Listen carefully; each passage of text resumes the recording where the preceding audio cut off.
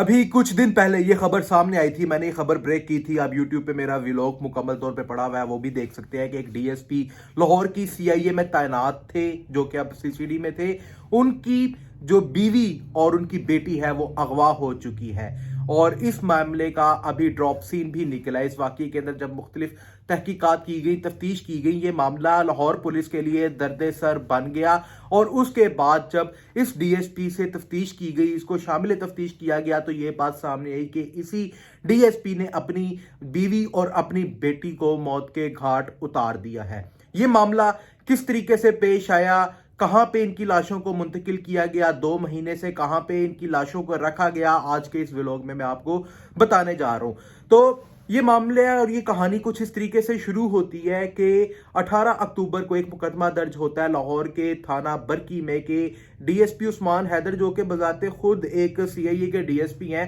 ان کی طرف سے ایک مقدمہ درج کروایا جاتا ہے کہ ان کی جو اہلیہ ہے اور ان کی بیٹی کو کسی نے اغوا کر لیا ہے.